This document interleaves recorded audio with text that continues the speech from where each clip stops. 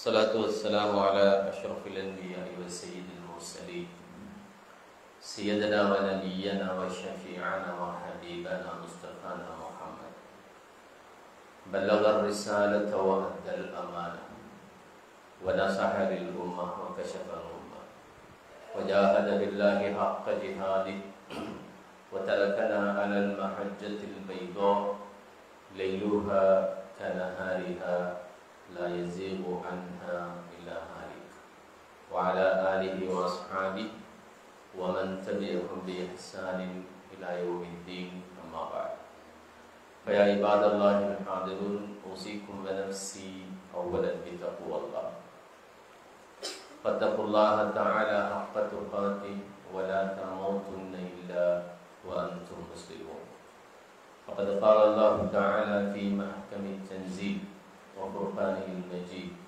أعوذ بالله من الشيطان الرجيم بسم الله الرحمن الرحيم قل اللهم مالك الملك تؤتي الملك من تشاء وتنزع الملك ممن تشاء وتعز من تشاء وتذل من تشاء بيدك الخير إنك على كل شيء எல்லா புகழும் இந்த உலகத்தை படைத்து பரிபாலித்து போஷித்து ரட்சிக்கின்ற வல்ல நாயகம் அல்லாஹ்வுக்கே அல்ஹம்துலில்லாஹ்.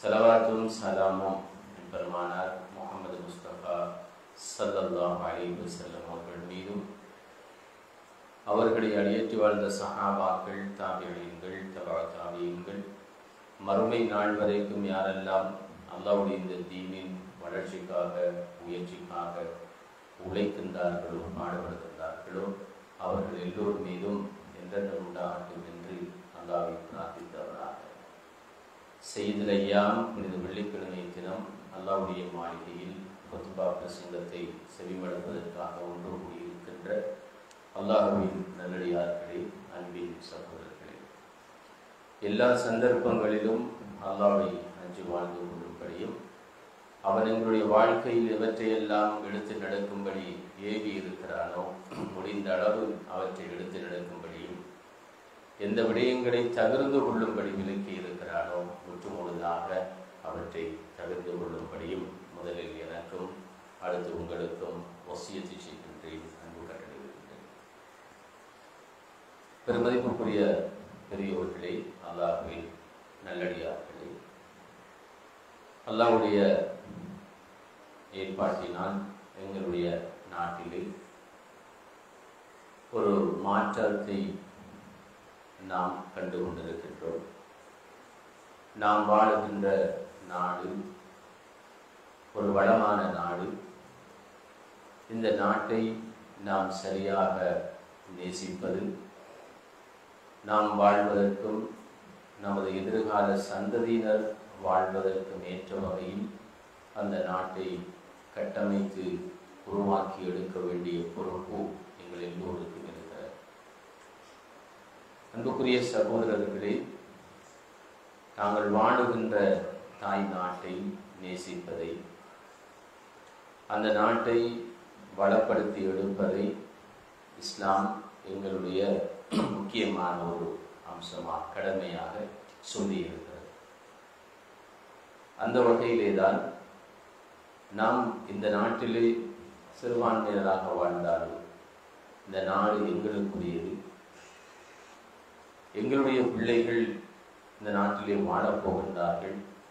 எனவே அதனை வளமானதாக அவர்களுக்கு ஒப்படைக்க வேண்டிய ஒரு பொறுப்பு கிடைக்கிறது. அந்த வகையிலே தான் ஒரு நாட்டினுடைய ஸ்திரத்தன்மைக்கு அதனுடைய அரசியல் ஸ்திரத்தன்மை மிகவும் முக்கியமானது.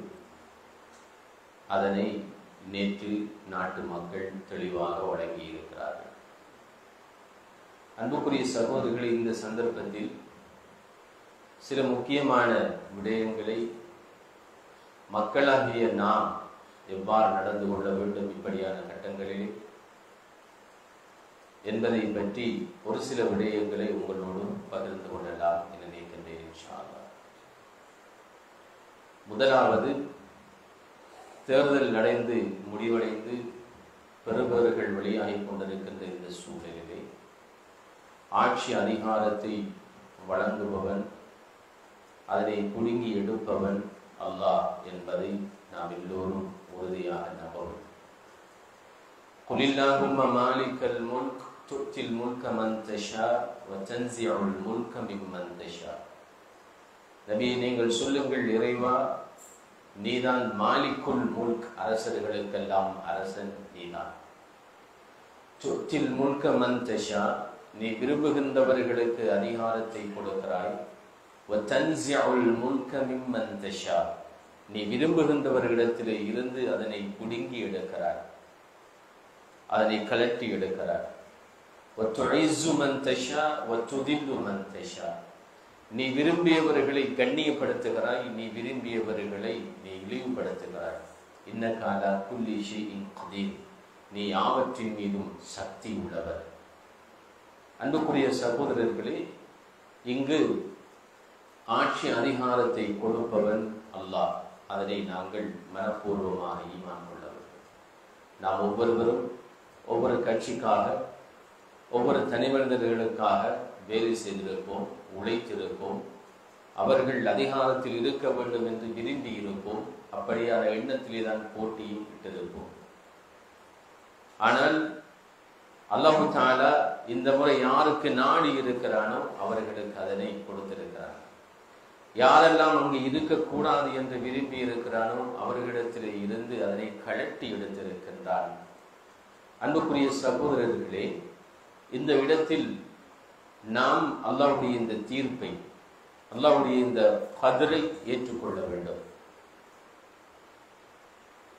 பொதுவாக கருத்து வேறுபாடு என்பது ஒவ்வொருவரும் தான் விரும்புகின்றவர்களுக்கு உழைப்பது, தான் விரும்புகின்ற கட்சிகளுக்காக உழைப்பது என்பது இயல்பான ஒரு விடயம்.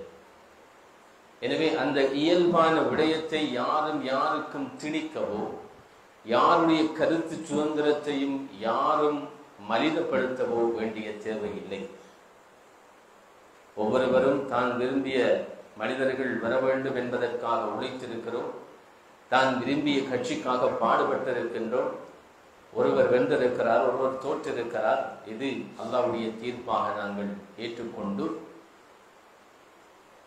மற்ற மனிதர்களோடு சுமூகமான உறவை பேணுவதற்குரிய முயற்சியை நாம் எடுக்க வேண்டும். தேர்தல் காலங்களிலே எங்களுக்குள்ளே இருந்த கருத்து வேறுபாடுகள் தொடர்ந்தேச்சியான பகைகளாக அது மாறிவிடக் கூடாது. எங்களுடைய உறவுகளுக்கு அது வேட்டு வைக்கக்கூடியதாக அமைந்துவிடக் கூடாது. சமூகத்திலே கருத்து வேறுபாடுகளாக இருக்க வேண்டுமே தவிர அவை எந்த சந்தர்ப்பத்திலும் உறவுகளுக்கு உலை வைக்கக்கூடியதாக அமைந்துவிடக் கூடாது. அது மார்க்க ரீதியான கருத்து வேறுபாடுகளாக இருந்தாலும் சரி, அரசியல் ரீதியான கருத்து வேறுபாடுகளாக இருந்தாலும் சரி, அவைகள் கருத்துக்களால் மோதப்பட வேண்டுமே தவிர உள்ளங்களுக்கிடையிலே அவைகள் பிளவுகளை ஏற்படுத்திவிடக் கூடாது. எங்களுடைய வார்த்தைகள் மற்ற மனிதர்களுடைய உள்ளங்களை எந்த வகையிலும் புண்படுத்திவிடக் கூடாது. இது இஸ்லாம் எங்களுக்கு கற்றுத்தந்திருக்கின்ற அழகான முன்மாதிரி. சஹாபாக்களுக்கு இடையிலே கருத்து வேறுபாடு இருந்திருக்கிறது, மார்க்க ரீதியாகவும் கருத்து வேறுபாடு இருந்திருக்கிறது, அரசியல் ரீதியான கருத்து வேறுபாடுகளும் இருந்திருக்கிறது. ஒரு மனிதனுடைய கருத்து சுதந்திரத்தை மதிக்கின்ற மார்க்கம் இஸ்லாம். அந்த வகையிலே தான் அன்புக்குரிய சகோதரர்களே, நாம் தேர்தல் காலங்களில் எங்களுக்குள்ளே கருத்து முரண்பாடுகள் இருந்திருக்கும், நிச்சயமாக இருந்திருக்கும். இங்கு இருப்பவர்கள் கூட ஒவ்வொருவரும் வேறு வேறு கட்சிகளை, வேறு வேறு தனி மனிதர்களை ஆதரித்தவர்களாக இருந்திருப்போம். எங்களுடைய விருப்பு வெறுப்புகள் வித்தியாசமானதாக இருந்திருக்கும். இன்றோடு அவற்றை நாங்கள் முடித்துவிட வேண்டும். எங்களுக்குள்ளே இருக்கின்ற அந்த பகை உணர்வுகளை நாங்கள் நீக்கிவிட வேண்டும். அரசியலுக்காக அல்லது மார்க்க காரணங்களுக்காக, மார்க்க கருத்து வேறுபாடுகளுக்காக தனிநபர்களுக்கு இடையிலோ குடும்பங்களுக்கு இடையிலோ கருத்து வேறுபாடுகள் வந்து அது பிளவுகளை கொண்டு வருமாக இருந்தால் அது அல்லாஹ்வுடைய சாபத்துக்குரிய ஒரு பண்பாக இஸ்லாம் சொல்லுகிறது. இது முதலாவது விடயம். அன்புக்குரிய சகோதரர்களே, இந்த குர்ஆன் வசனத்தில் இன்னும் ஒரு கருத்து, ஆழமான ஒரு கருத்து தொட்டி இருக்கிறது. அல்லாஹ் தஆலா அவன் நாடியவர்களுக்கு ஆட்சி அதிகாரத்தை கொடுக்கிறான், அவன் நாடியவர்களிடத்தில் இருந்து அதனை கழட்டி எடுக்கின்றான் என்று அந்த வசனம் சொல்கிறது. எனவே இங்கு அல்லாஹ்வுடைய நாட்டம் என்பது வெறுமனே அல்லாஹ் ஒருவனை விரும்பிவிட்டால் அவனுக்கு கொடுப்பது, விரும்பாவிட்டால் அவனிடத்திலிருந்து எடுப்பது என்பது மாத்திரமல்ல, அதனை அவன் பெறுவதற்கு தகுதி உள்ளவனாக இருக்க வேண்டும். ஒருவனிடத்தில் இருக்கின்ற அந்த அதிகாரம் கழட்டி எடுக்கப்படுகின்றது என்றால் சில சந்தர்ப்பங்களில் அவர் அதிலே விட்ட தவறுகள் என்ன என்பதை மீள் பரிசீலனை செய்து பார்ப்பதற்குரிய ஒரு அவகாசம் அவருக்கு கொடுக்கப்படுகிறது. அன்புக்குரிய சகோதரர்களே, அதிகாரம் என்பது ஒரு மனிதனுக்கு வழங்கப்படுகின்ற அதிகாரம் ஒரு பொழுதும் மக்களை அடிமைப்படுத்துவதற்கானதாக அல்ல, மக்களை விட்டும் அவன் தூரமாக இருப்பதற்காக அல்ல, மக்களை விட்டும் அவன் வேறுபடுத்தப்பட்டவனாக காட்டப்படுவதற்காக அல்ல.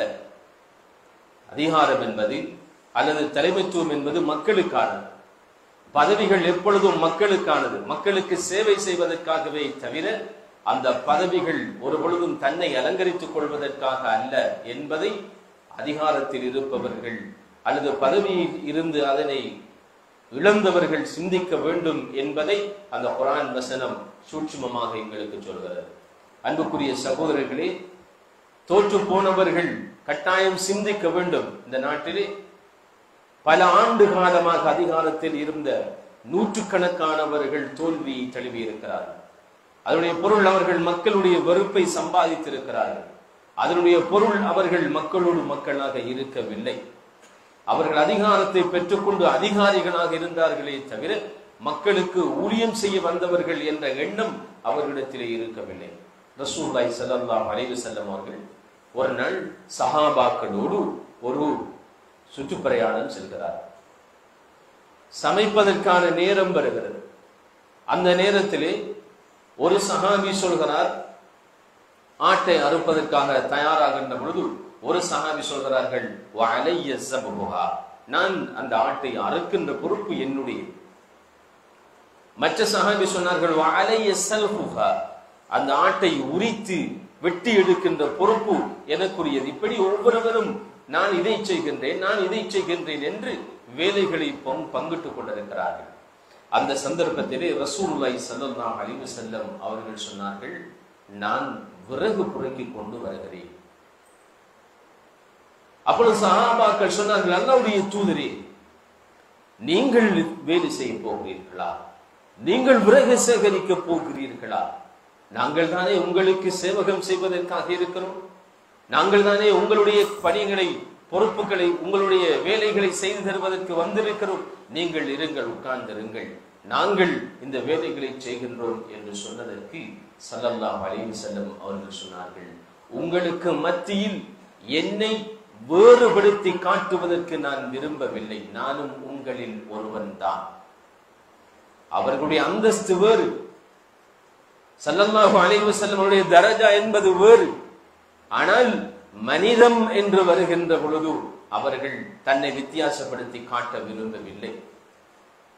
ஸல்லல்லாஹு அலைஹி வஸல்லம் அவர்களுக்கும் மனிதர்களில் ஆக உயர்ந்த தரஜா உள்ளவர்களுக்கும் இடையிலேயான வித்தியாசம், ஸல்லல்லாஹு அலைஹி வஸல்லம் அவர்கள் சொன்னார்கள், வானங்களுக்கும் பூமிகளுக்கும் இடையிலான வித்தியாசம், கோள்களுக்கு இடையிலான வித்தியாசம் தரஜாவிலே. ஆனால் அவர்கள் மனிதர்களோடு வாழ்ந்தார்கள்.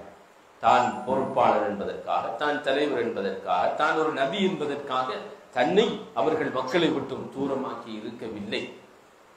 இதனை கட்டாயம் தோல்வியை தழுவியவர்கள் சிந்திக்க வேண்டும். அன்புக்குரிய சகோதரர்களே,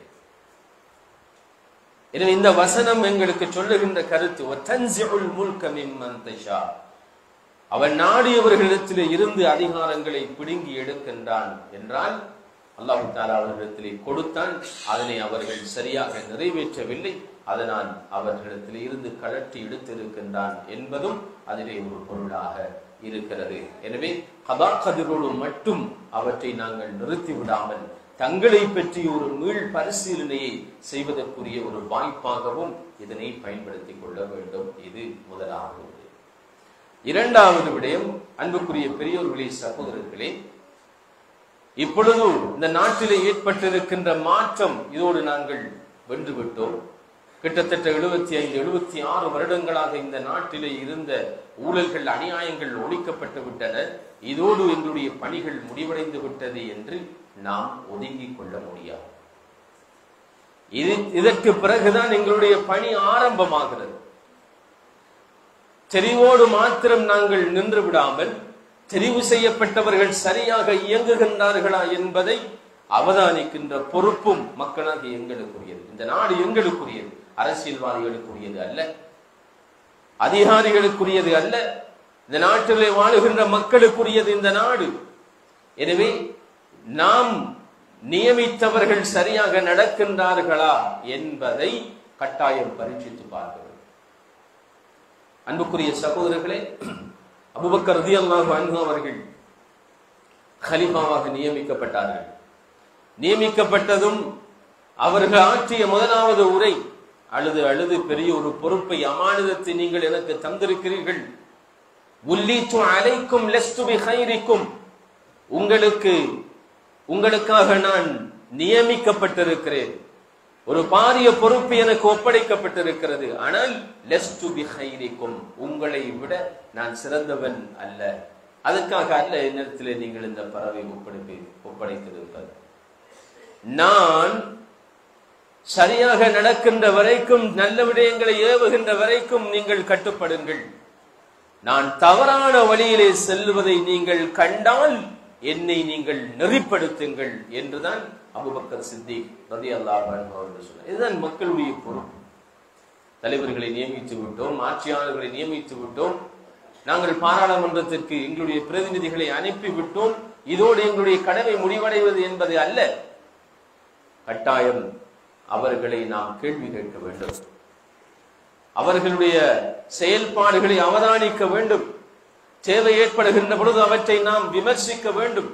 அன்புக்குரிய சகோதரர்களே, இந்த நாட்டிலே உண்மையான வெற்றி எப்பொழுது வருமாக இருந்தால், இந்த நாட்டிலே வாழுகின்ற பல்லின சமூகத்தை பிரதிநிதித்துவப்படுத்துகின்ற மக்களும் உண்மையாக, சுதந்திரமாகவும், நீதியாகவும், சமத்துவமாகவும் நடத்தப்படுகின்ற பொழுதுதான் இந்த நாட்டுக்கு உண்மையான வெற்றி இருக்கிறது. அதுதான் உண்மையான ஜனநாயகம் என்பது. ஒரு இனத்துக்கு மாத்திரம் முதன்மை கொடுப்பது, ஏனைய இனங்களுக்குரிய உரிமைகள் சரியாக வழங்கப்படாமல் விடுமாக இருந்தால் மீண்டும் நாம் தோல்விக்குள்ளே போய் சென்றடைந்து விடுகிறோம்.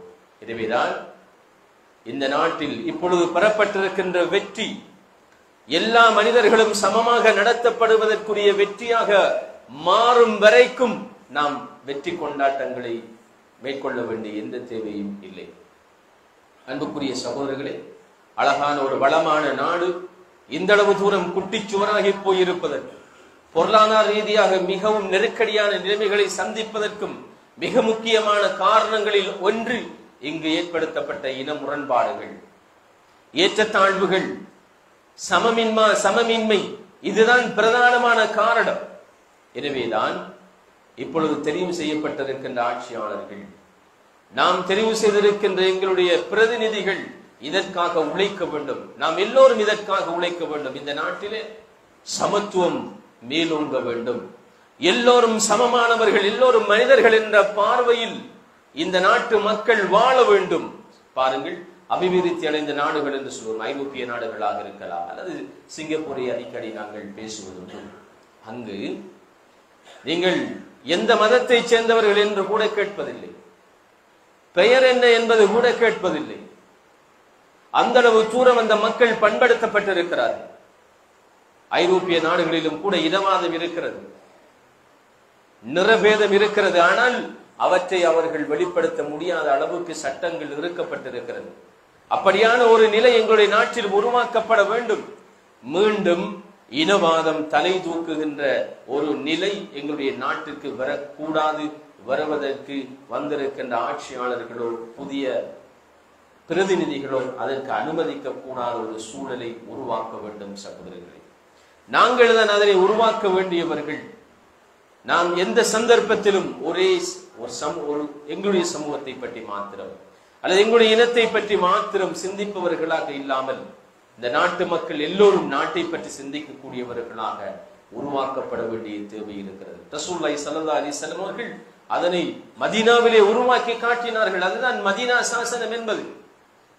உலக வரலாற்றிலே முதல் உருவாக்கப்பட்ட ஒரு சாசனம், மிக உயர்ந்த ஒரு சாசனம் மதீனா சாசனம்.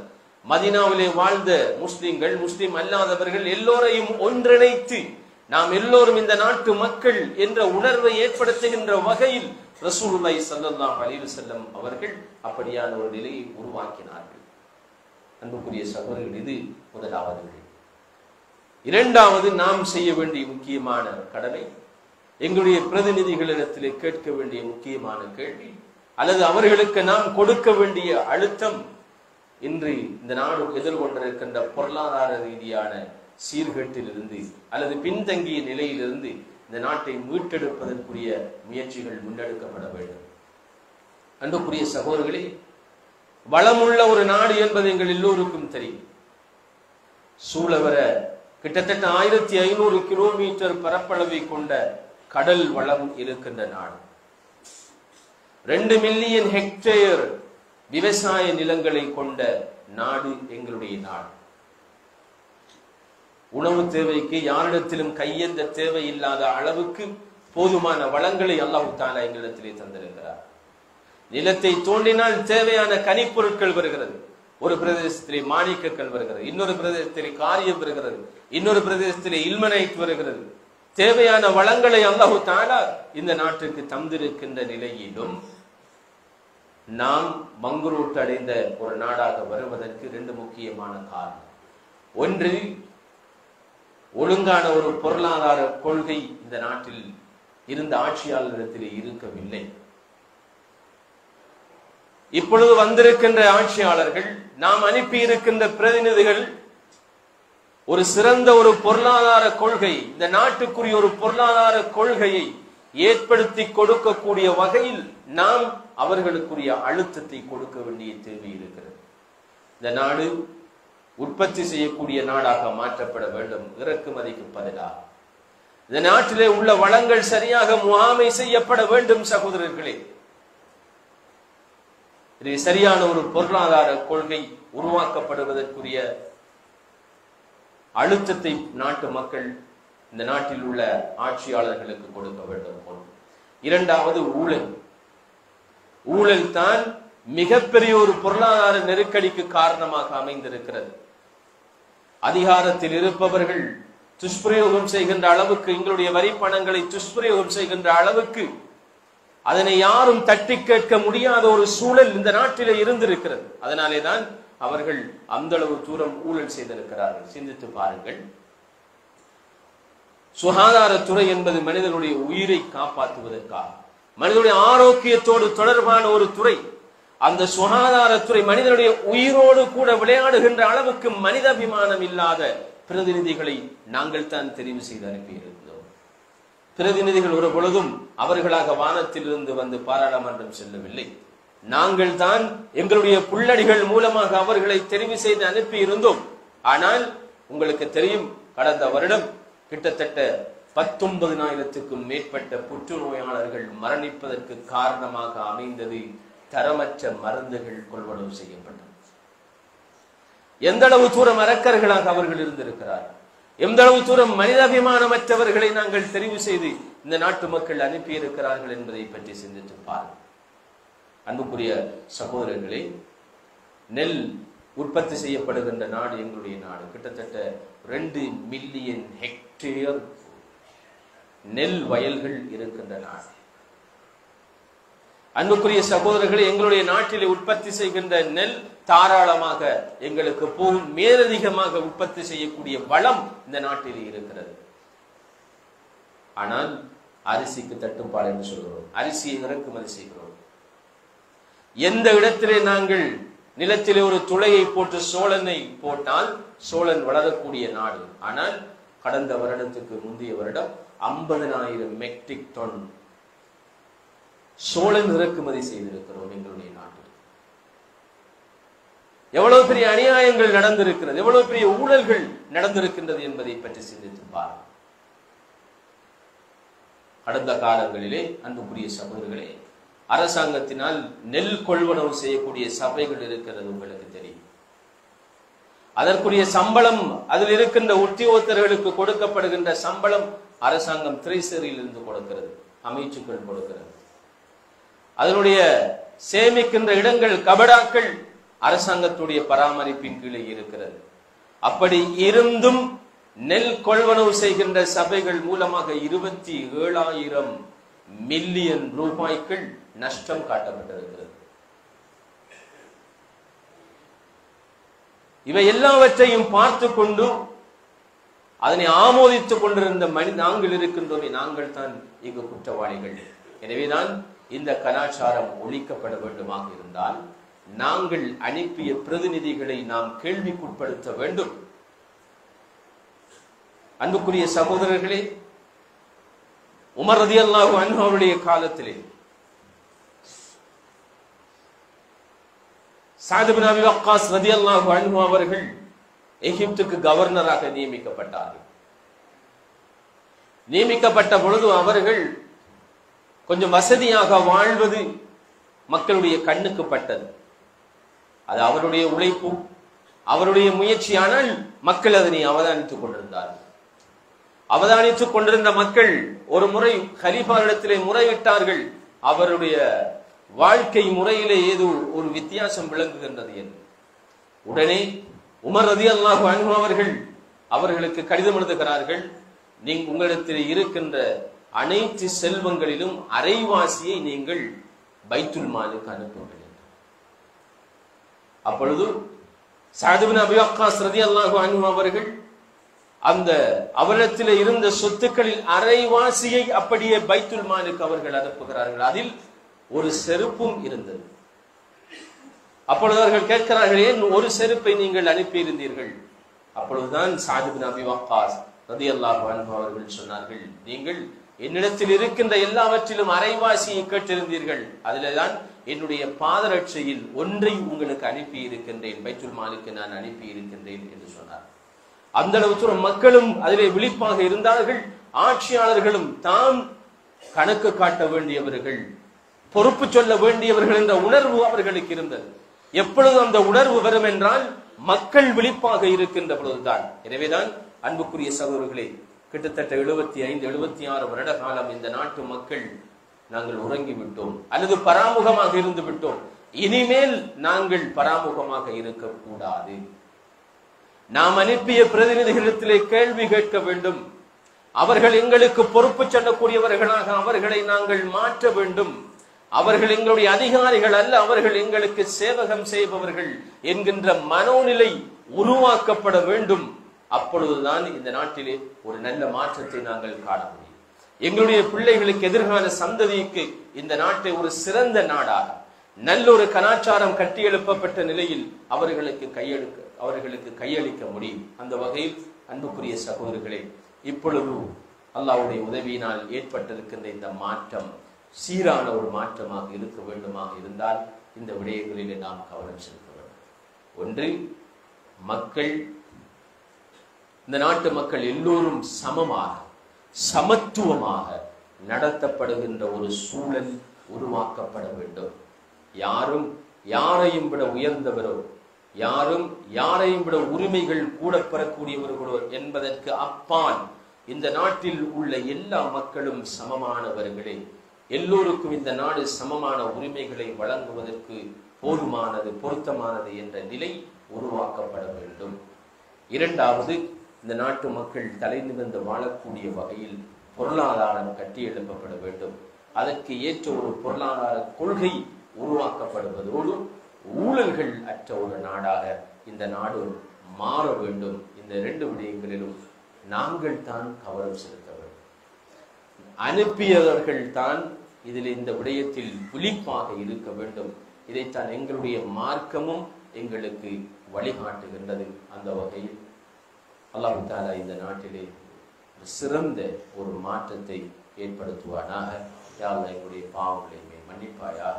எங்களை விட்டு பிரிந்த கபராருடைய கபர்களை சுவர்க்கத்தின் பூஞ்சோலைகளாக மாற்றுவாயாக. நரகத்தில் படுகொலியை விட்டும் பாதுகாப்பாயாக. ஆமீன் ஆமீன் யா ரப்பல் ஆலமீன். அல்ஹம்துலில்லாஹி ரப்பில் ஆலமீன் வல் ஆகிபத்து லில் முத்தகீன் ولا عدوان إلا على الظالمين والصلاة والسلام على أشرف الأنبياء والمرسلين وعلى آله وصحبه ومن تبعهم بإحسان إلى يوم الدين أما بعد فيا عباد الله الحاضرون أوصيكم ونفسي أولا بتقوى الله فاتقوا الله تعالى حق تقاته ولا تموتن إلا وأنتم مسلمون فقال الله تعالى فإذا قرئ القرآن واستمعوا له وأنصتوا لعلكم ترحمون وقال أيضا فإذا قرأت القرآن فاستعذ بالله من الشيطان الرجيم أعوذ بالله من الشيطان الرجيم بسم الله الرحمن الرحيم قل اللهم مالك الملك تؤتي الملك من تشاء وتنزع الملك ممن تشاء وتعز من تشاء وتذل من تشاء بيدك الخير إنك على كل شيء قدير صدق الله مولانا العظيم بارك الله لنا ولكم بالقرآن العظيم ونفعنا بالآيات والذكر الحكيم إنه تعالى جواد كريم وملك عظيم ورؤوف رحيم ورب حليم فاستغفروه إنه غفور رحيم.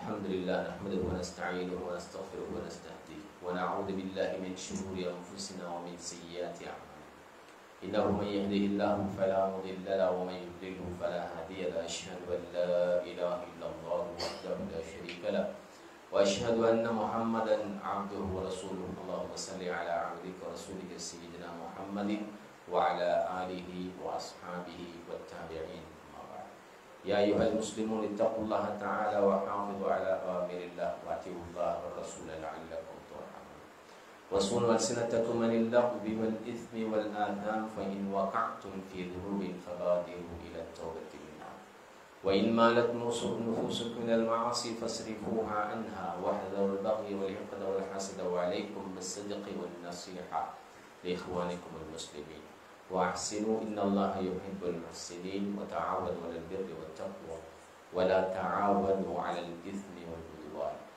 واعلموا أن أحسن الحديث كتاب الله وخير الهدي هدي الرسول صلى الله عليه وسلم وشر الأمور محدثاتها وكل محدثة بدعة وعليكم بالجماعة فإن يد الله مع الجماعة ومن شد شد في النار وقال الله تعالى إن الله وملائكته يصلون على النبي يا أيها الذين آمنوا صلوا عليه وسلموا تسليما اللهم صل على عبدك ورسولك سيدنا محمد صلى الله عليه وسلم وارض اللهم عن الأربعة الخلفاء المهديين الذين قضوا بالحق وبه كانوا يعدلون حيث قال فيهم رسول الله صلى الله عليه وسلم أرحم أمتي بأمتي أبو بكر وأشدهم في أمر الله عمر وأصدقهم حياء عثمان وأقضاهم علي رضي الله عنه وفاطمة سيدة نساء أهل الجنة الحسن والحسين سيد الشباب أهل الجنة والهمزة أسد الله وأسد رسوله اللهم اغفر للعباس وولده مغفرة ظاهرة باطنة لا تغادر ذنبا الله في أصحابي لا تتخذوهم غرضا من بعدي فمن أحبهم فبحبي أحبهم ومن أبغضهم فببغضي أبغضهم خير القرون قرني ثم الذين يلونهم ثم الذين يلونهم اللهم أعز الإسلام والمسلمين اللهم أعز الإسلام والمسلمين اللهم أعز الإسلام والمسلمين وأذل الشرك والكفرة والمشركين ودمر أعداء الدين فانصرنا على القوم الكافرين اللهم ثبت أقدام المجاهدين اللهم رد مسجد الأقصى إلى أيدي المسلمين اللهم اجعل هذا بلدا آمنا مطمئنا رخاء سخاء وسائر بلاد المسلمين ربنا اغفر لنا ولإخواننا الذين سبقونا بالإيمان ولا تجعل في قلوبنا غلا للذين آمنوا ربنا إنك رؤوف رحيم عباد الله يرحمكم الله إن الله يأمر بالعدل والإحسان وإيتاء ذي القربى وينهى عن الفحشاء والمنكر والبغي يعظكم لعلكم تذكرون اذكروا الله يذكركم وادعوه يستجب لكم ولذكر الله أكبر والله يعلم ما تصنعون